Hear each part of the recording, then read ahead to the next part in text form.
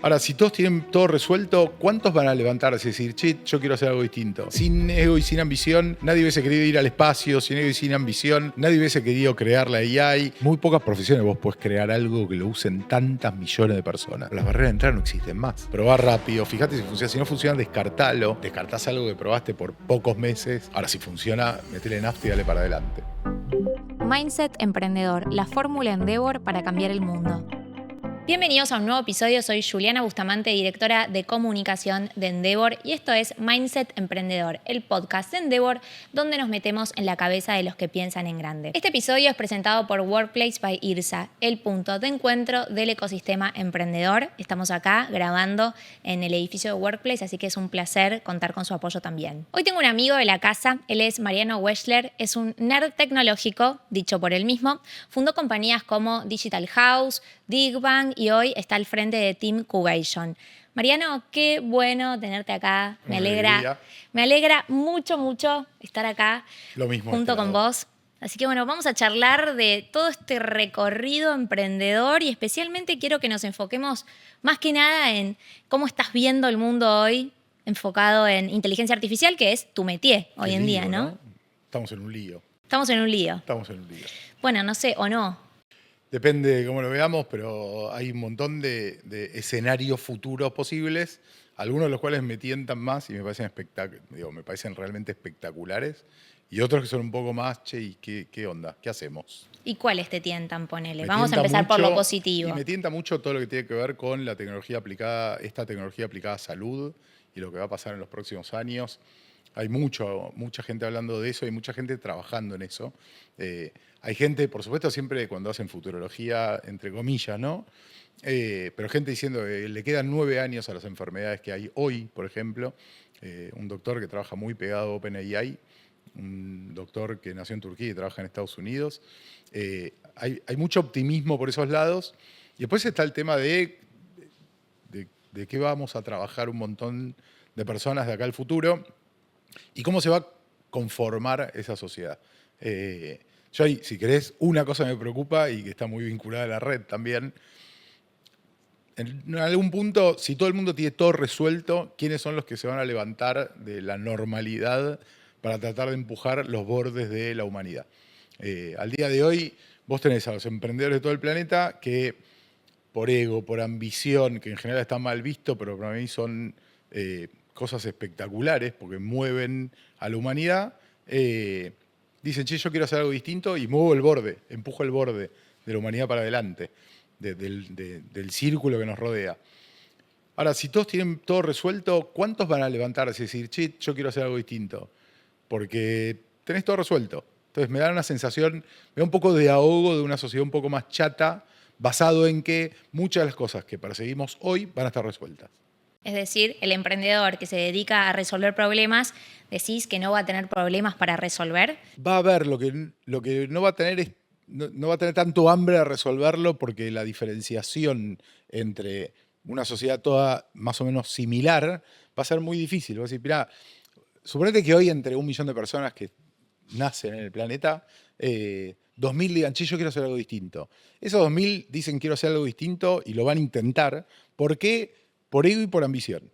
Y todo bien, está todo bien con eso. No lo veo como algo negativo, al contrario. Ahora, si todo el millón ese de personas tiene todo resuelto, ¿se van a levantar 2.000 personas para tratar de hacer algo distinto? ¿O se van a levantar menos? Si se levantan menos, claramente por un tema probabilístico, hay menos que van a lograr mover el borde. ¿Por qué? Porque van a ser menos. Algunos lo van a lograr, como siempre en nuestro planeta hay cosas que funcionan, cosas que no, son más las que no funcionan que las que sí, digo, en el planeta emprendedor, pero si menos lo intentan, probabilísticamente menos lo van a lograr. Cuando hablas de vamos a tener todo resuelto, debido a la evolución y al avance de la inteligencia artificial, ¿a eso te referís? La inteligencia artificial más la robótica, todo va a bajar mucho de precio, va a haber ingresos universales y vas a alcanzar un nivel de vida estándar mucho mejor de que el que tenemos hoy dentro de ese esquema. Entonces, mucho mejor, digo, por supuesto, en el promedio de la sociedad, ¿no? La gente que hoy tiene dificultad para acceder a alimento, a vivienda, a salud, lo va a tener resuelto. Eso es un mundo en el que hay mucha abundancia. ¿Por qué? Porque los medios de producción bajan los costos de producción en un montón de aspectos y a su vez va a haber distintos trabajos a los que hay hoy. Pero todavía no sabemos cuáles van a ser. ¿En qué horizonte de tiempo estamos hablando? No, igual eso futurología cero. O sea, yo son cosas que me imagino, más allá de lo que te comenté de salud, que es alguien que lo dijo fehacientemente, son cosas que me imagino cómo podrían ser. Ahora, ¿cuánto tiempo y cómo van a ser? No, por ahora mi sensación es esa, ¿no? Si querés, la parte negativa que veo es un mundo con menos ambición, que hay gente que diría, qué bueno, espectacular, pero también esa ambición es la que fue moviendo a la humanidad hasta acá. Entonces la seguimos necesitando. Sí, quizás cambiaría ambición por motivación. No, es que yo no tengo problema con ambición y ego. Para mí son dos cosas que te motivan y que no son negativas. Tienen un sesgo negativo a nivel social. La gente lo ve como algo malo, pero yo no le veo nada de malo. De hecho, al contrario, veo que esas dos sensaciones o esas dos formas de actuar mueven el borde de lo que tenemos hasta hoy. O sea, si sin ego y sin ambición nadie hubiese querido ir al espacio, sin ego y sin ambición nadie hubiese querido crear la AI, ni nadie hubiese querido crear Internet, digo, o hacerla crecer, si querés. Pero inclusive quien la descubrió, aunque no era un tema comercial, también alguien que la investiga tiene ego en encontrar algo nuevo que nadie había encontrado. O sea, son dos cosas que se ven para mí como algo negativo y yo las veo como algo positivo. Marian, mirando tu recorrido como emprendedor, parece que siempre estuviste un poquito más adelante de los momentos tecnológicos o de las olas tecnológicas que fuimos atravesando, por lo menos desde que vos sos emprendedor. ¿Qué tenés en cuenta? ¿Qué observás? ¿Qué crees que te genera esa diferenciación? Y para mí es un poco la pasión por la tecnología. O sea, es estar mirando lo que pasa y teniendo siempre ganas de crear cosas que todavía no existen. O sea, a mí me divierten mucho los emprendimientos de innovación. Vamos a hacer algo distinto a lo que había hasta acá. Entonces, claro, en el 99, desarrollar software para Internet y era una innovación, porque recién caía, en realidad ni siquiera 99, 98. Recién empezaba Internet a nivel comercial.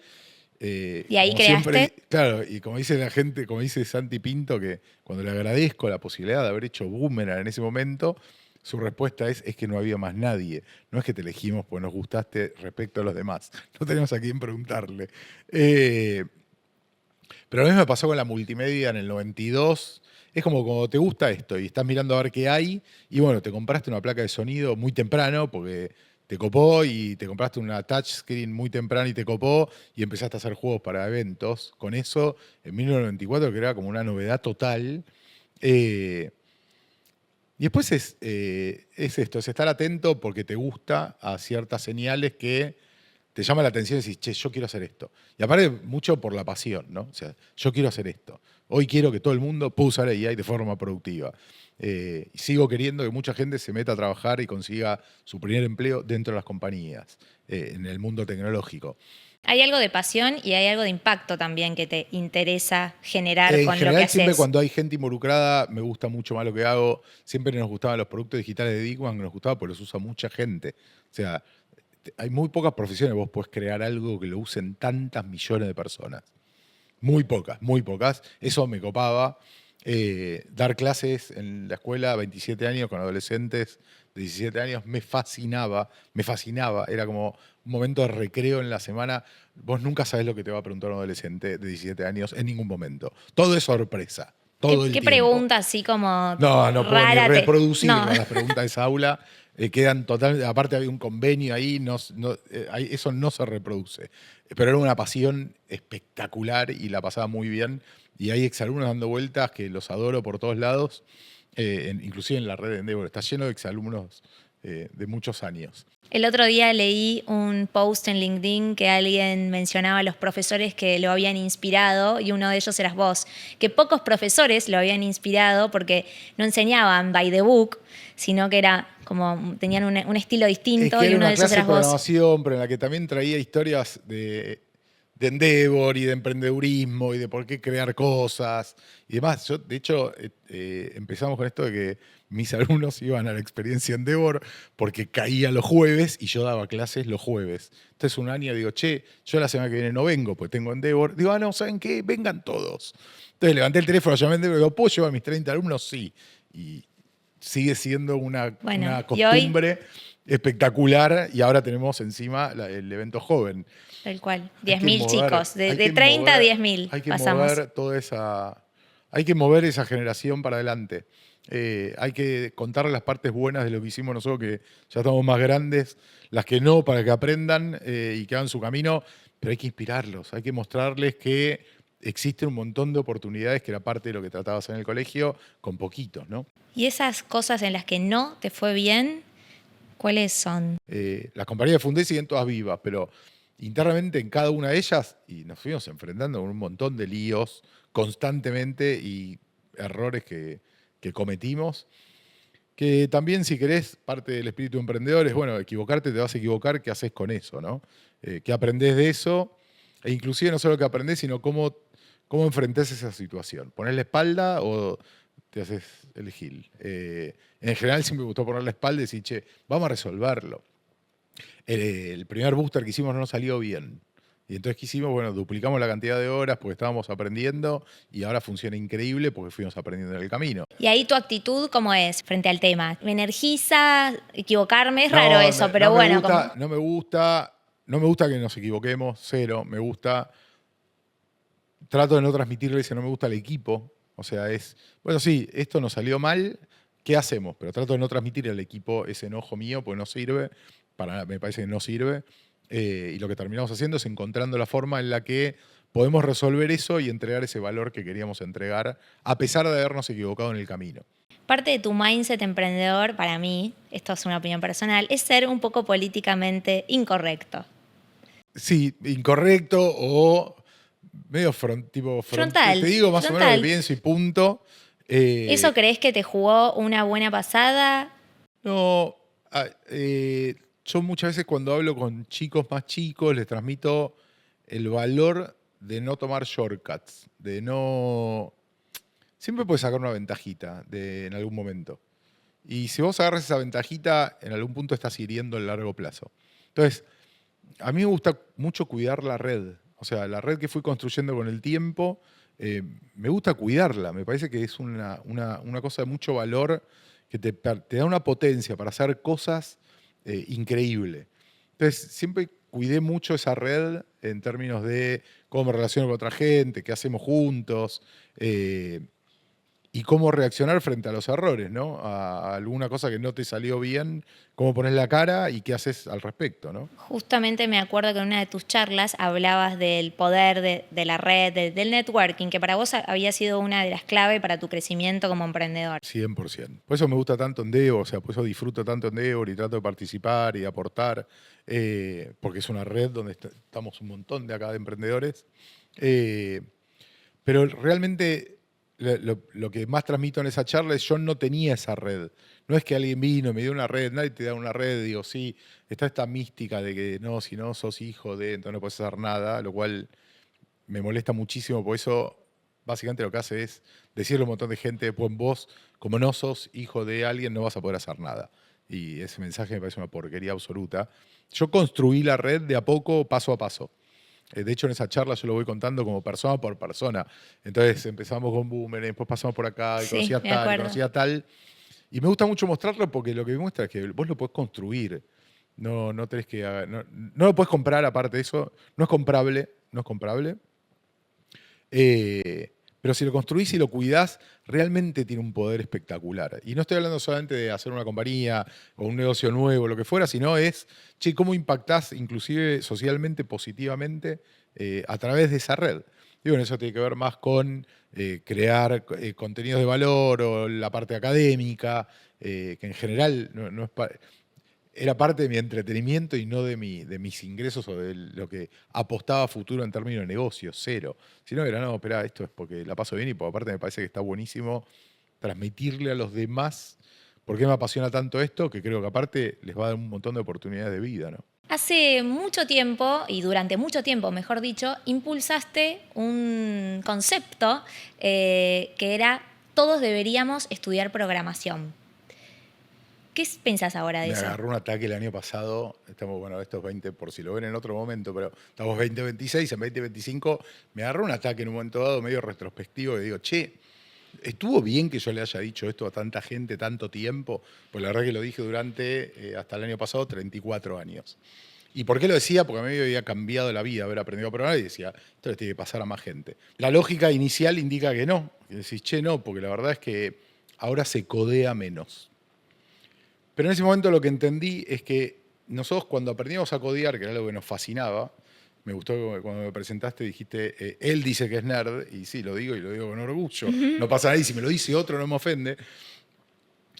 Subyacentemente estamos adquiriendo unas habilidades que no se adquieren fácilmente haciendo otras cosas. Por ejemplo, agarrar un problema grande, dividirlo en pedacitos, abstraer cada pedazo, resolver cada pedacito y componer una solución más grande, estructurar datos, flujos de información, digo, una cantidad de habilidades que nos permitían, utilizando código, resolver problemas. Hasta este momento fue resolviendo código. A partir de acá, probablemente, no escribamos más código para resolver esos problemas. Pero si querés, el escribir código era algo que nos divertía mucho a nosotros, pero era la tarea de menor valor de un programador. La tarea de mayor valor era entender un problema y resolverlo. Me divierte cuando dice, no, no hace falta más aprender a programar y tampoco hace falta más, por supuesto, codear, no se necesitan más programadores. Y tampoco se necesitan más programadores assembler, que era el lenguaje con el que se programaba en los 70s o antes inclusive. Tampoco necesitamos más coboleros, que es lo que se programaba en los 80. Tampoco necesitamos más programadores en C, o cada una de esas comunidades se fue achicando con el tiempo. Entonces, del programador que necesitamos hasta el 2025, si querés, no lo vamos a necesitar más. Pero esa profesión se transforma, deja de escribir código para seguir resolviendo problemas con esta lógica. Entonces, a diferencia de lo que piensa cualquier otro, yo creo hoy que todo el mundo tiene que aprender esas habilidades subyacentes que en definitiva hacían un programador, porque la forma en la que utilizás y explotás esta tecnología es infinitamente superior a cuando no pensás de esa manera. Entonces, si querés, el programador que escribía código, y sí, ya no vamos a escribir más código. Lo va a escribir esta máquina, lo va a escribir la IA.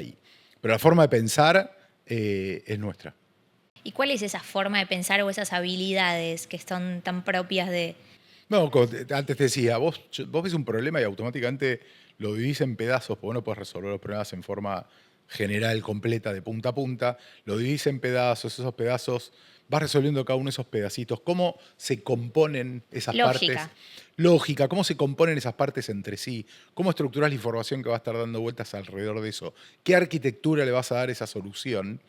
Hoy en día vos te pones a hacer vibe coding, que es cuando codías usando una AI, y a veces te propone cosas que si no, esto así no, y te lo debate aparte y se lo debatís hasta que en un momento dado te dice, bueno, ok, lo voy a hacer de esa forma.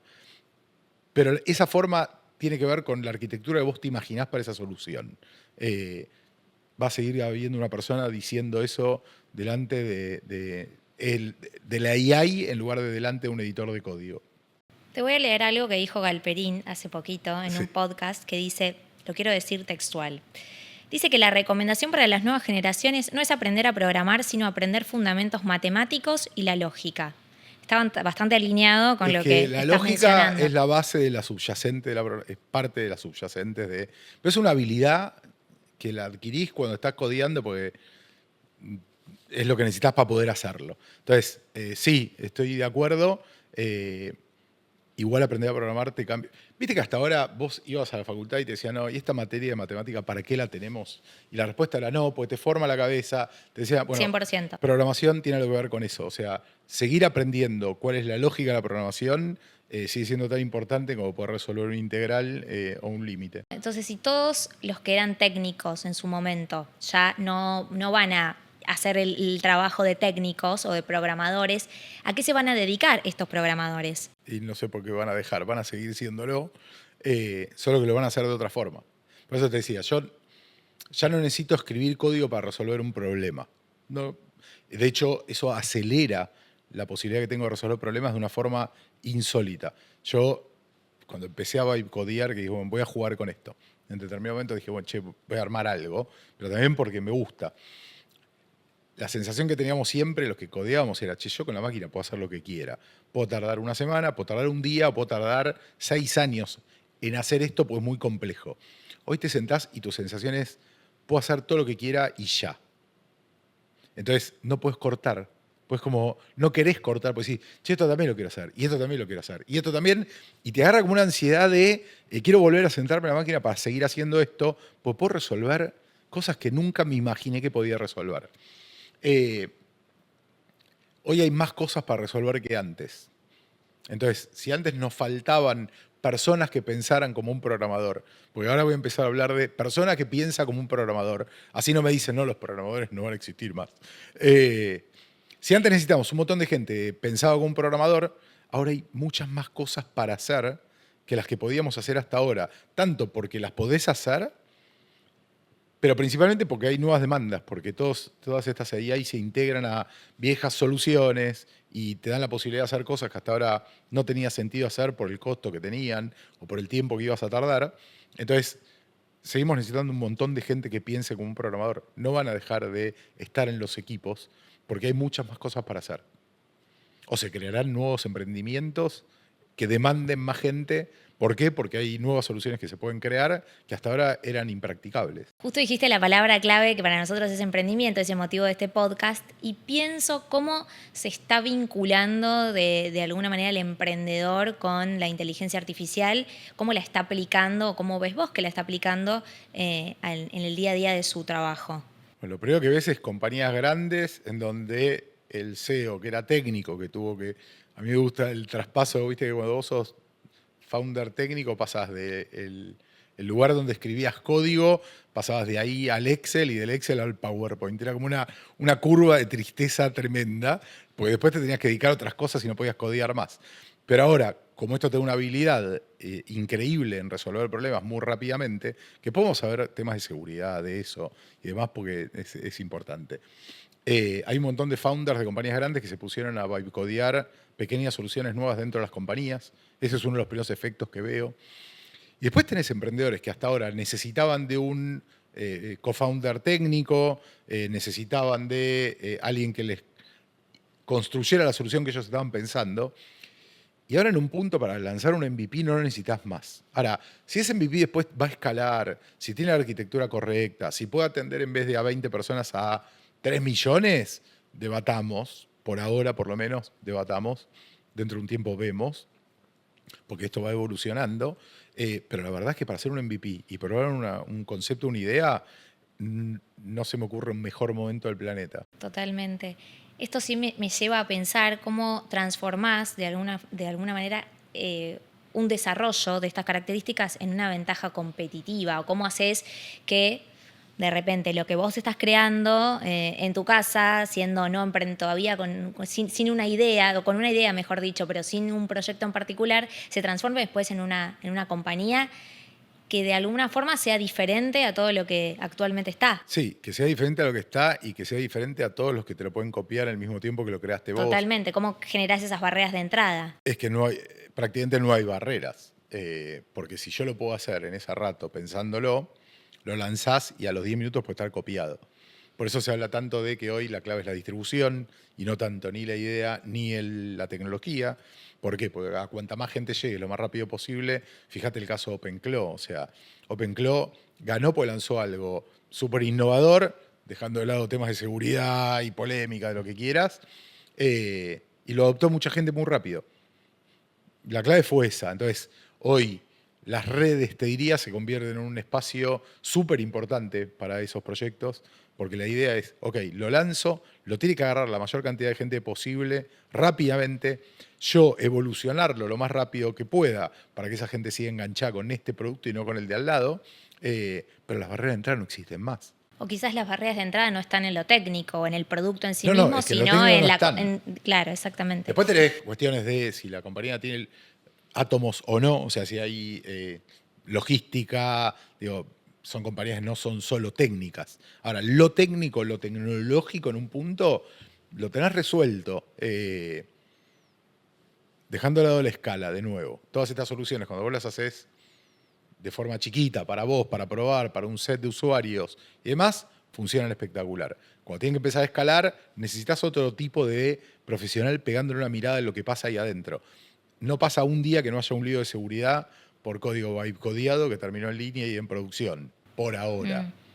Siempre me gusta agregar el por ahora en este momento porque el nivel de cambio es semanal. Entonces, por ahora, hoy, marzo 2026, por ahora necesitas gente cuando querés escalar y armar una arquitectura que sustente una cantidad de usuarios gigantesco y seguro y que los datos que vas a trabajar estén seguros, necesitas la mirada de un humano. Es decir, necesitas un CTO en algún, bueno, un CTO, Un CTO, o la persona que sea. developers que entienden cómo funciona esto y que pueden hacer un chequeo, que pueden revisar el código que se va a poner en línea. Todos los días, hay un lío por día de todo tamaño con pedazos de código que, che, ¿esto de dónde apareció? Y después eso te empieza de alguna forma empieza a romperse todo lo que creaste anteriormente. No se rompe, no pero en realidad es funcionar. como, o no funciona o tiene un agujero de seguridad grosero, Claro. o hace algo que no tiene que hacer. Y cuando estás hablando de, por ejemplo, contratos inteligentes donde se involucra plata propio de terceros, y más vale que alguien revise el código que está generando esto, porque así como alucina algunas respuestas que te puede dar a vos como ser humano, cuando te contesta fruta total, porque tiene una incapacidad de decirte no sé, también alucina código. Y bueno, porque para él es lo mismo. Hablar en español o escribir código le da lo mismo, conceptualmente hablando. Bueno, alucina código, y ese código alucinado puede tener un agujero increíble de seguridad que te puede complicar mucho lo que estás tratando de hacer. Recién hablabas de probar chiquito y me acordé de tu concepto chicho, Chicho. que veo que sigue aplicando muchísimo en este Claro. contexto y creo que más Aplica que antes. más que antes. Claro. Porque aparte ¿Qué es chicho? Chicho es chico, choto, pero rápido, que es la forma que la gente se acuerde, que es que hay que arrancar pequeño y probar cómo funcionan las cosas, pues es muy de nuestra industria, que es probemos chiquito, veamos si funciona y a partir de eso lo vamos a hacer creciendo y escalar. Lo que trata eso, y en particular en compañías más tradicionales, es decir, no armes un proyecto a 4 años para ver si esto funciona y hagas toda la inversión, sino usá agilidad, probar rápido, fíjate si funciona. Si no funciona, descartalo, pero descartás algo que probaste por pocos meses y con poca inversión. Ahora, si funciona, metele nafta y dale para adelante. Y especialmente para las startups, porque digo, en una compañía grande es otra la movida, pero ¿cuáles son esas métricas o esos outputs que nos dan el indicio de que por acá hay algo y que estamos por el buen camino? Cantidad, o sea, yo siempre hablo de 3 datos que para mí son cruciales en una curva de crecimiento, que es una, se te está sumando más gente, tenés más usuarios. Listo. Si la pendiente de la curva de crecimiento es positiva en eso, dale, seguí dándole. La otra es si te genera más ingresos, o sea, si estás vendiendo más y te genera más ingresos, alucinante, seguí para adelante. Y la tercera, que también en un montón de casos no se ve o no se le presta atención, es si te está generando datos de valor. Los datos de valor pueden ser de valor hoy, pueden ser de valor para el futuro, pero si vos podés colectar datos a través de un producto digital, probablemente esos datos con el tiempo se conviertan en un negocio. Entonces, si te sube la cantidad de usuarios, esos usuarios cada vez te dejan más datos que son ricos, con el tiempo eso es un gran negocio. Entonces, para mí son 3 métricas básicas para entender si un producto vale la pena seguir invirtiendo en una línea de producto o no. Y ahora yendo puntualmente a las grandes compañías, ustedes están trabajando desde Teamcubation, no solamente con grandes compañías, sino también con equipos más chicos como de repente Endeavor, que nosotros fuimos capacitados por ustedes con el Booster AI. ¿Qué desafíos estás viendo en la adopción?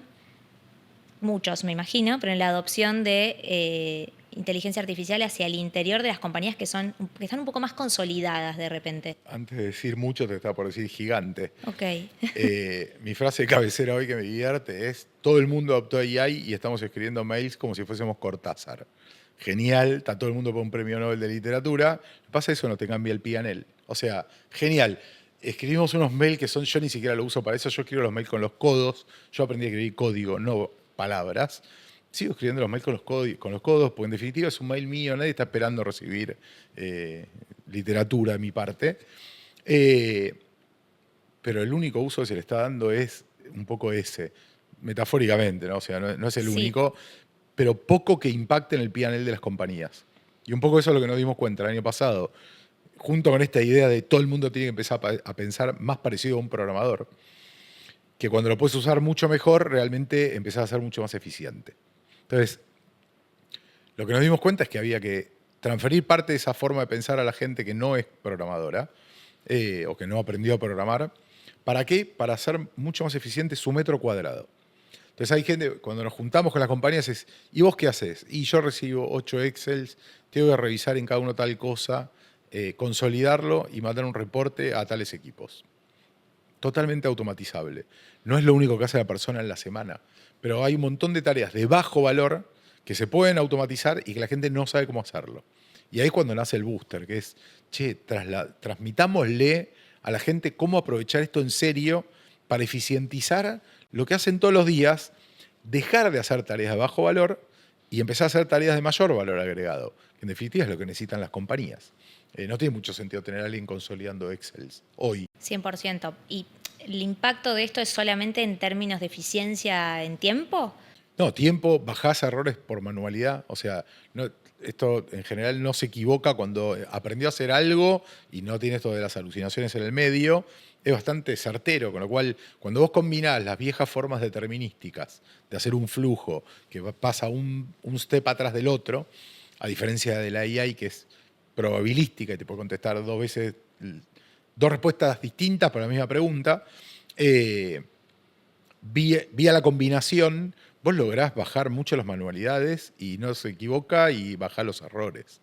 Entonces, ganás en tiempo, ganás en baja de errores dentro de la organización y todo eso le pega a tus resultados, claramente. ¿Y los desafíos, dónde los ves? No, los desafíos están uno es en algún punto habilitar a todos dentro de la compañía que puedan hacer esto. Para mí es súper importante eso en este momento. Primero porque hay otras compañías que lo van a hacer y la verdad que te van a sacar kilómetros de distancia y muy rápido. Entonces, toda tu gente tiene que poder usar esto lo más productivamente posible. Digo, salir de Cortázar y pasar a la productividad. Y más inclusive en el contexto en el que estábamos. Digo, hay que encontrar eficiencias en la forma en la que trabajamos en un montón de aspectos. Venimos acostumbrados a trabajar de una forma y ahora hay una herramienta nueva que nos permite trabajar de otra. Entonces, que cada persona, antes de hacer una tarea, se pregunte. Y nos gusta mucho dejar como esa cultura instalada. Che, ¿yo esto lo puedo automatizar con lo que sé? Sí. Listo, no lo hago más. No lo hago más. Que lo haga la máquina por mí. ¿Ves ciertas resistencias de mandos medios o de...? No, lo que empieza a pasar es que los mandos medios se empiezan a ahogar, porque vos antes mandabas a hacer 5 o 6 cosas a tu equipo cuando estabas trabajando y capaz que uno tardaba 2 semanas, otro tardaba una semana, algunos 2 días, y vos ibas recibiendo paulatinamente las cosas para controlar y tomar decisiones como línea media. Pasa que ahora vos mandás a hacer 10 cosas y las 10 cosas te vuelven en una hora. En la forma en la que se trabaja hoy y la forma en la que se usa la AI hoy, probablemente 7 estén mal. Claro, pero a vos te llegan todas juntas. Y vos tenés que revisar las 7, tenés que revisar las 10 para darte cuenta de 7 no sirven, que 3 sí, y sobre esas 3 analizar y tomar decisiones. Las líneas medias se empiezan a ahogar en resultados de sus equipos. Y ahí también hay que trabajar. Bueno, ¿cómo hacemos para que no se ahoguen? Porque la productividad ahora de los equipos, dejando de lado que 7 van a ser una porquería, porque solamente decirle, ay, me haces esto, no funciona. Pasa que la gente cree que sí y agarra el resultado y lo presenta. Claro. ¿Cómo estás viendo esta implementación en startups? O sea, todos están usando esto, te permite probar más rápido, te permite validar más rápido una idea. Viste que todos, no sé si todos, pero a mí se me van ocurriendo cosas. Uy, qué bueno estaría. Hay una, por ejemplo, que adoro, pero es inimplementable, que es el asadodeobra.com. Que quiero encontrar el viernes un asado de obra donde ir a comer. Entonces siempre pensé que me encanta, la es buenísimo. gente en la obra tiene que decir, che, hoy vamos a hacer asado, hay lugar, acá el cubierto vale 20 lucas. Entonces vos encontrás en tu zona de alrededor dónde ir a comer un asado de obra. Y decís, che, yo voy, los tipos dicen, bueno, perfecto, tenemos 10 comensales más, compren carne para 20 o 30, depende de lo que está en la obra. Y vos caís, es como un Uber, pero de asados de obra. Nunca la iba a hacer. Nunca la iba a hacer. O sea, yo ahora digo, si quisiera ahora, digo, che, para probarla, la puedo hacer, pero entendés que la puedo hacer estirándome en una semana. Para probar. No la puedes poner al aire y que entren 5 millones de personas. Ni a ganchos hoy, todavía. Pero la puedo hacer y probar. Bueno, ahí es recontra ilegal, así que no lo voy a hacer porque va a caer bromatología. O sea, vamos a tener muchos problemas con esa app, pero me parece una app espectacular. Yo iría como un asado de obra, claramente. No, y ahí entra el desafío que han tenido cuántas compañías B2C para posicionar de alguna forma su producto, su Por eso compañía, ahora no su el producto. canal de distribución es tan Tal importante en este cual. momento que hasta ahora era un tema y le dábamos bolilla, pero no era no era el único tema que te dolía o el tema más importante. El tema más importante era que funcionara lo que estaba construyendo, que tuviese tracción también. Pero no es tracción, es cómo llegás a la mayor cantidad de gente posible lo más rápido posible. Y ahí es cuando me caigo en todo lo que tiene que ver con las redes. Que Sí, es un lugar por donde llegás a mucha gente muy rápido si armás algo que realmente tiene valor y vale la pena. que también está muy saturado, por lo tanto también tenés que ser muy estratega Sí, en cómo pero fíjate el caso distribuís. OpenClaw. Mirá el caso OpenClaw. O sea, son explosiones. Y hay un hype por semana. O sea, es tremendo este Por ahí momento. estamos hablando también de una revolución tecnológica. Pero lo que hizo no es tan complejo. De hecho, lo codió. Igual esto para chequear, ¿eh? Ok. Claro, pero decís vos que no es muy complejo porque estás en el mundillo, pero está bien igual, sí. Claro, pero Dentro del espectro de cada uno. no es muy complejo lo que resolvió, pero lo distribuyó muy bien y funcionó. Y lo adoptó un montón de gente y hoy trabaja en OpenAI. Un mono emprendedor. Uniemprendedor. Solo entrepreneur. Solopreneur. Bueno, que esa figura cada vez está emergiendo más. Y porque si tenés la posibilidad de hacer estas cosas Ujú. y encontrás algo realmente mucho valor, eso tenía mucho valor de promesa. Hola, ¿qué tal? Vení a resolver todo, vení que esto te resuelve todo. Decís, ¿cómo me resuelve todo? A ver, lo voy a probar. Así lo probó un montón de gente y tuvo grandes problemas de seguridad. Pero digo, pero lo puedes probar. Entonces, venía a resolverte todo. Dámelo, déjame probar. Los posts hablando de me compré una Mac Mini solamente para dejar esto funcionando. Gente que se compró un Mac Mini y dejaba eso funcionando ahí adentro, pues le resolvía todo, pues la promesa era esa. Tenés un asistente para lo que quieras acá. Mientras que en el otro le tenés que decir, hola, ¿podés fijarte si me haces tal cosa? Y te contestaba a veces bien, a veces mal. No, esto te resuelve todo. Vos pedile, me agendás tal cosa, llama a tal, mandar un mensaje a tal. Hola, hoy es el cumpleaños de tal. Todo te resuelve todo. Bueno, lo bajó medio mundo.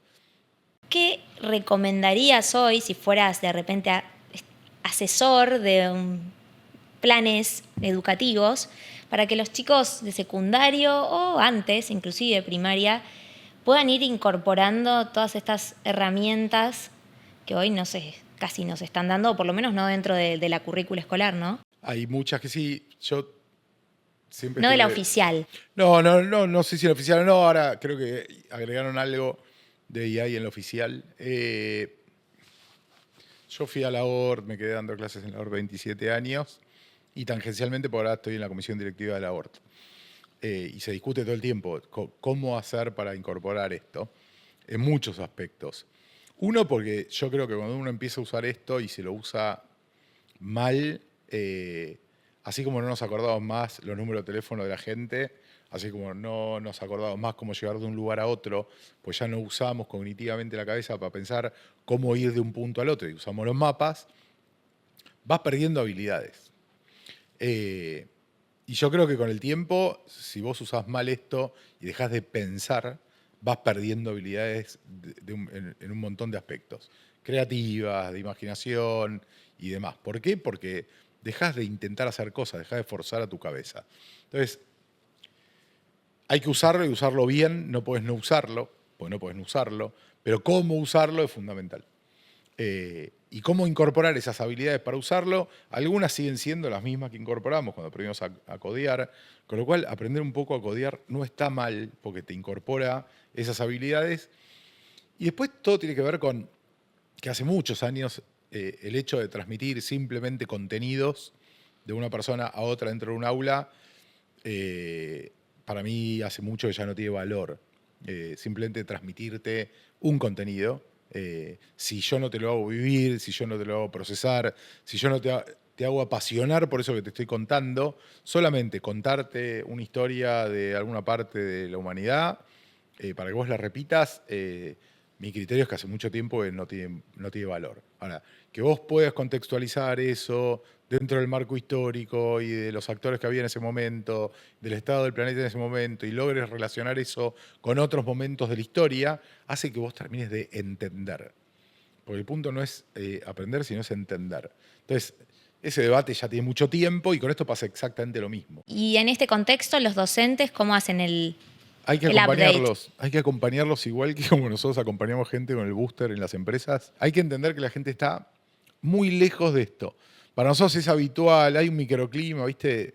En las redes del 0,02% de la humanidad hablando de este tema, pero el resto está lejos. Sí, los acercamos muchísimo porque como le pusimos chat a esto, la gente sabe chatear. Sabe chatear desde la época del IRC, yo soy viejo, después el ICQ, el Messenger, WhatsApp. Ahí Claro, llegué. no, ICQ llegaste. No, El MSN. MSN, era como el siguiente fue. La gente sabe chatear, entonces le pusimos chat y la gente adoptó, porque ¿qué hago con esto? Charlo, como charlo con cualquier otra cosa. Pero sigue estando lejos de la lógica y del potencial que tiene esto realmente cuando lo usás para tareas productivas. Entonces, hay que acompañar. A mí siempre me gusta la metáfora del río, ¿no? Mi sensación siempre fue, en el 99, la humanidad venía caminando, se encontró con internet y apareció un río. Algunos cruzaron rápido el río y se fueron para el otro lado, y ahí te aparecieron los Amazon, los Mercado Libre, los Despegar, los Boomerang, los El Sitio. Estoy nombrando cosas de nuestra antigüedad. Que algunas siguen vigentes, por suerte. Pero hay un montón de otra parte de la humanidad que se quedó de este lado del río y que lo que hubo que hacer es acompañarla a cruzar. Y todavía hay gente y hay compañía de este lado de ese río. O sea, imagínate que ahora aparece otro río adelante y ahora, inclusive los que cruzaron primero, ahora tienen que cruzar el nuevo río. Porque aparece un río que es bastante incierto para un montón de compañías. Cómo sigue esta historia. Entonces hay que cruzar otro río. Y los ríos, para que la gente los cruce, lo que hay que hacer es hay que ayudarlos a cruzar. Te escucho y me es inevitable pensar en la época en la que hablábamos de transformación digital. Exacto. Bueno, la transformación digital hubo que ayudar un montón para que ocurra. Un montón. E inclusive, como son innovaciones, hay un montón de gente que lo ve, le parece fashion, le parece trendy, pero no lo agarra. Dice, no, no es para mí, todavía no. Y ahí tenés un montón de compañías que se fueron apagando en el tiempo y proyectos que se apagaron en el tiempo por no cruzar ese río. Y esas compañías que ni siquiera habían adoptado la transformación, o no habían hecho, mejor dicho, la transformación digital, ¿crees que pueden hacer el catch-up? Para mí ahora tienen una ventaja porque hay un montón de inversión que se hizo todo este tiempo en hacer esa transformación, que hay partes de esa transformación que ahora no las requerís y que lo puedes hacer mucho más rápido. Claro. Entonces, yo creo que esta es una linda oportunidad para unas compañías que venían más de atrás, decir, che, ¿sabes qué? Ahora me subo a esta ola, porque va más rápido y voy a alcanzar algunos de los que arrancaron hace tiempo. Bien, un mensaje. No todas, es un buen mensaje optimista. No, que yo estoy re optimista. O sea, sí. Te dije hace un rato que probablemente muchos de los problemas de salud que existen hoy van a desaparecer. Bueno, eso es un mensaje. Segundo mensaje optimista del episodio. ¿Entendés? Claro. Yo siempre fui tecno-optimista. Quiero ver cómo se conforma esa sociedad, no por la tecnología, sino a nivel social. La cuestión de la adopción, ¿la estás viendo en Argentina a nivel global? ¿Cuál es la diferencia? No, global. Global porque aparte es como todo nuevo y todo rápido y todo ya. Entonces, a nosotros nos pasa, por ejemplo, compañías internacionales que están probando el booster acá. Sus jefes regionales o internacionales le dicen, che, avísame si esto te funcionó. Y sabemos que le va a funcionar porque nos está saliendo lindo. Porque acá estamos en bolas. O sea, no sabemos cómo adoptar AI en todo nuestro equipo. Una cosa es que los que van adelante, siempre estos que cruzan el río rápido, adopten. El problema es que hay un montón de gente que no. Y vos necesitas que lo adopten todos para ser realmente mucho más eficiente. Entonces el problema no es nuestro local, es recontra global. Siento que de alguna manera esto vino a generar una horizontalidad. Total, es que estamos en cero todos. Pero estamos en cero todos globalmente hablando. Sí, puede ser que si estás en determinada geografía, estás más cerca de las compañías que están creando esto, tengas acceso a alguna cosa más rápido o con más inversión. Pero esto vino como un golpe así claro a nivel global. Y entonces estamos todos de cero con la oportunidad de probarlo, de adoptarlo y de usarlo productivamente. Marian, fue un placer hablar todo este tiempo con vos. Te agradezco un montón. Espero que cada vez más personas se sumen al booster en realidad. Y que bueno, la próxima conversación que tenemos vamos a ver hacia dónde fue la inteligencia artificial. Veremos para dónde va. Quizás estamos en otro lugar charlando sobre esto, ¿no? Lo más lindo de este momento para mí es que hay ciertas incertidumbres que no teníamos antes y que vale la pena tenerlas. Las personas ansiosas, abstenerse. Yo soy hiper ansioso, hiper. Pero entonces, si sos ansioso, empezá a hacer cosas, en vez de quedarte mirando lo que va a pasar. Me encantó. Gracias, Marian. Placer.